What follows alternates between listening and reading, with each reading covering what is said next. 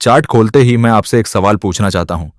क्या आपने कभी नोटिस किया है कि मार्केट ज्यादातर टाइम ऐसे मूव करती है जैसे वो हमें गलत जगह एंट्री लेने पर मजबूर कर रही हो? आप सपोर्ट पर बाय करते हो और मार्केट नीचे टूट जाती है, रेजिस्टेंस पर सेल करते हो और मार्केट ऊपर उठ जाती है, और बाद में वही मार्केट आपके बिना ही सही डायरेक्शन में चल देती है। यहीं से स्मार्ट मनी कंसेप्ट की कहानी शुरू होती है। एसएमसी कोई इंडिकेटर नहीं है, कोई सीक्रेट फॉर्मूला नहीं है, बल्कि मार्केट को उसी नजर से देखने का तरीका है जिस नजर से बड़े प्लेयर्स देखते हैं, banks, institutions, hedge funds. Retail trader candle देखता है, इंडिकेटर देखता है, लेकिन स्मार्ट मनी स्ट्रक्चर देखता है। अब इस चार्ट को ध्यान से देखिए। प्राइस रैंडम नहीं चल रहा, हर मूव के पीछे एक लॉजिक है। एसएमसी की सबसे पहली फाउंडेशन है मार्केट स्ट्रक्चर। मार्केट स्ट्रक्चर का मतलब है प्राइस कैसे हाईज और लोज बना रहा है। अगर प्राइस हायर हाई बना रहा है और उसके बाद हायर लो बना रहा है, तो इसका सीधा सा मतलब है मार्केट अप ट्रेंड में है।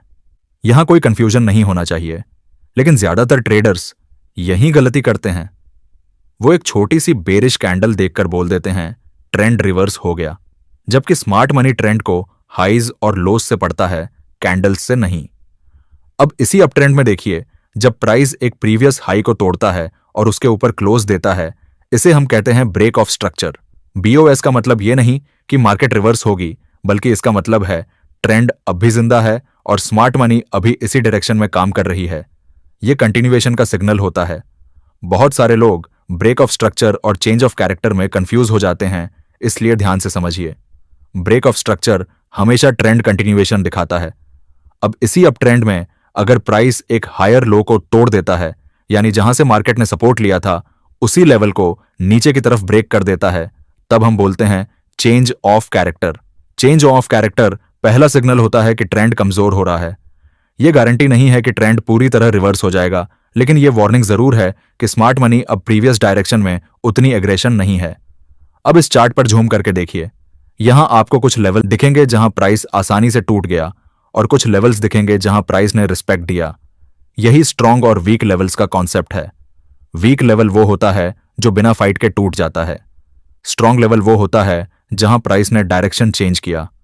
अप ट्रेंड में वो लेवल स्ट्रॉन्ग माना जाता है जहां से मार्केट ने एक नया हाई बनाया, क्योंकि वहीं स्मार्ट मनी ने एग्रेसिवली बाय किया था।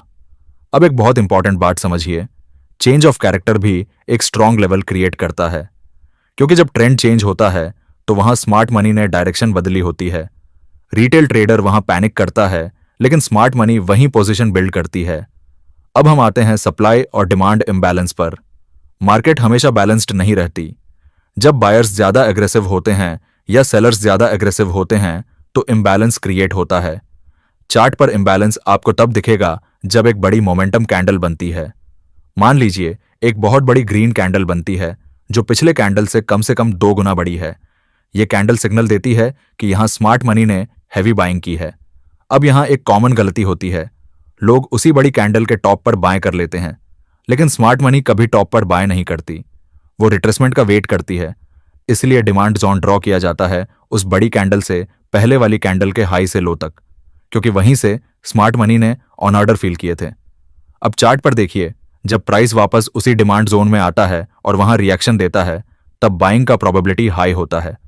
लेकिन सिर्फ डिमांड जोन काफी नहीं है, आपको मार्केट स्ट्रक्चर भी सेम डायरेक्शन में चाहिए। यही वजह है कि एसएमसी अकेले एक कंसेप्ट नहीं है, बल्कि पजल है। अब सप्लाई जोन समझिए, बिल्कुल उल्टा लॉजिक। जब एक बड़ी रेड कैंडल बनती है जो पिछले कैंडल से 2 गुना बड़ी होती है, तो वहां सेलिंग इम्बैलेंस होता है। सप्लाई जोन ड्रॉ होता है उस लार्ज बेरिश कैंडल से पहले वाली कैंडल के हाई से लो तक। वहां स्मार्ट मनी ने सेल किया होता है। अब यहां एक बहुत पावरफुल स्ट्रैटेजी बनती है, market structure plus supply demand. मान लीजिए मार्केट अप ट्रेंड में है, प्राइस बीओएस देता है, उसके बाद रिट्रेसमेंट आता है और उसी रिट्रेसमेंट में एक स्ट्रॉन्ग डिमांड जोन बनता है, वो भी स्ट्रॉन्ग सपोर्ट लेवल पर। यह वो जगह होती है जहां स्मार्ट मनी दोबारा एंटर करती है। यही वो ट्रेड्स होते हैं जो दिखने में सिंपल लगते हैं, लेकिन बहुत हाई प्रोबेबिलिटी होते हैं। रिटेल ट्रेडर यहां डर जाता है क्योंकि मार्केट नीचे आ रही होती है, लेकिन स्मार्ट मनी यहां खुश होती है क्योंकि उन्हें डिस्काउंट मिल रहा होता है। यही डिफरेंस है रिटेल और स्मार्ट मनी थिंकिंग में। अब आगे बढ़ते हैं फेयर वैल्यू गैप की तरफ। एफवीजी को समझना बहुत जरूरी है क्योंकि यह स्मार्ट मनी का फुटप्रिंट होता है। जब मार्केट बहुत तेज मूव करती है तो हर प्राइस लेवल पर ट्रेडिंग नहीं होती, कुछ प्राइसेस स्किप हो जाते हैं। इसी गैप को फेयर वैल्यू गैप कहते हैं। अब चार्ट पर ध्यान से देखिए, एक बड़ी बुलिश कैंडल बनती है, उसके बाद अगली कैंडल उसका लो ब्रेक नहीं करती, फिर तीसरी कैंडल आती है। अब पहली कैंडल के हाई और तीसरी कैंडल के लो के बीच जो एम्प्टी स्पेस बनता है वही बुलिश एफवीजी है। ये एरिया फ्यूचर में डिमांड की तरह एक्ट करता है।